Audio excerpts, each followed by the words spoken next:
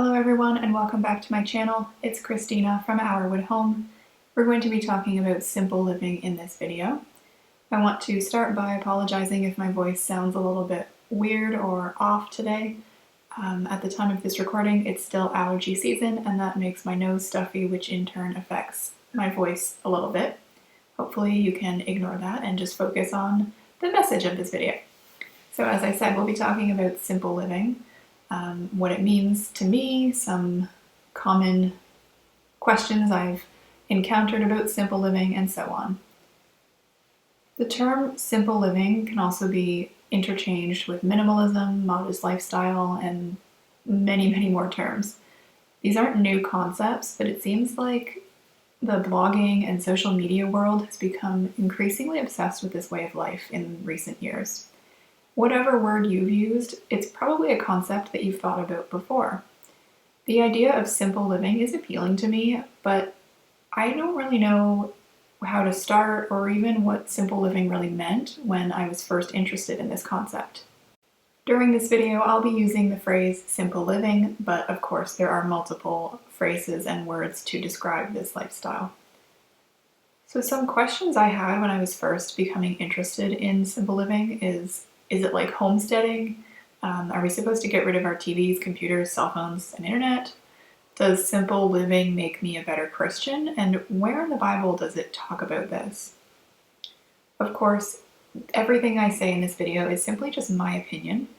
Your views of simple living might be totally different, and that's totally fine. My way is not right, it's not the only way, but this is just what I do to live simply in my own life.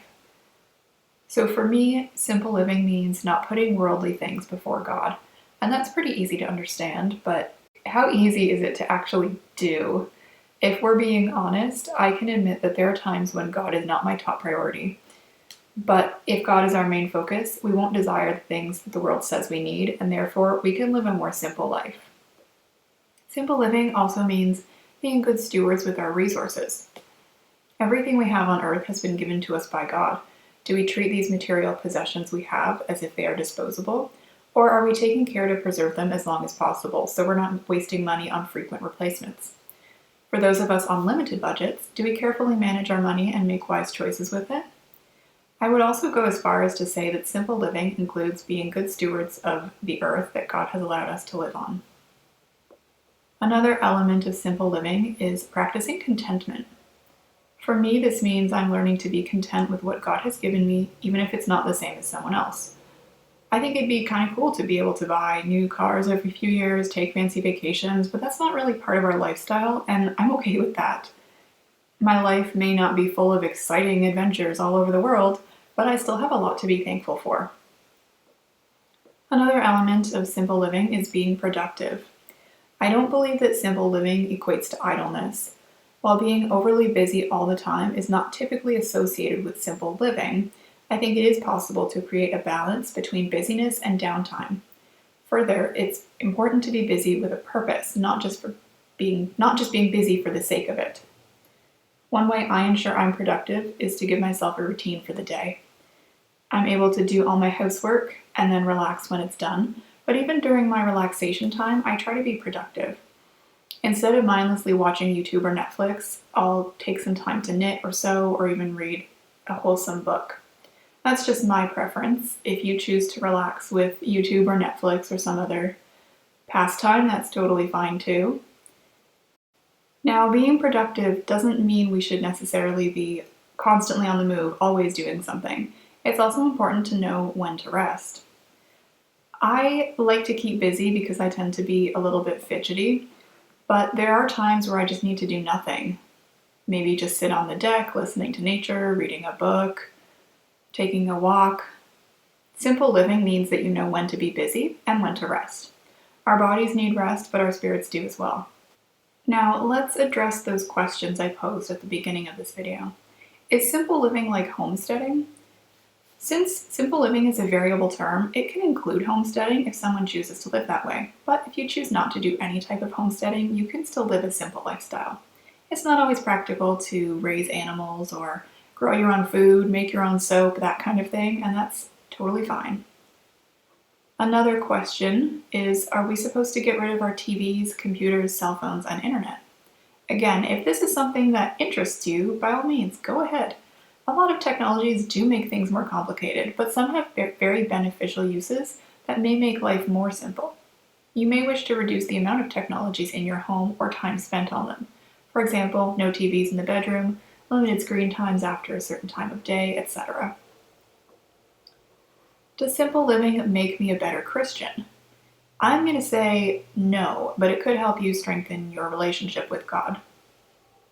Finally, where in the Bible does it talk about this? The Bible doesn't spell out simple living word for word, but there are some verses that back up the desire to live this way.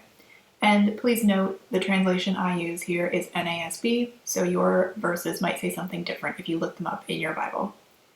1 Thessalonians 4:11 says, "And make it your ambition to lead a quiet life, and attend to your own business and work with your hands, just as we have instructed you." Even the phrase quiet life is up for interpretation, but this encourages us to live in a simplified way.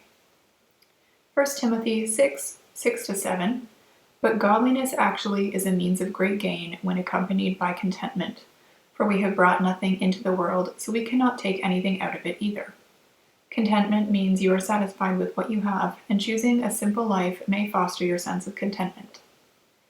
In Galatians 1:10, we read, "For am I now seeking the favor of people or of God? Or am I striving to please people? If I were still trying to please people, I would not be a bondservant of Christ." When we live a fast-paced, indulgent, or competitive lifestyle, we often feel the need to please people. However, the same can be said of a simple lifestyle. In either scenario, if our goal is to draw attention to ourselves and seek approval from others, we need to re-examine our hearts. We should be seeking to please God in all things, including our lifestyle choices. Proverbs 14:30 says, "A tranquil heart is life to the body, but jealousy is rottenness to the bones." Choosing a simple lifestyle may help us achieve a tranquil heart, which is life to our body.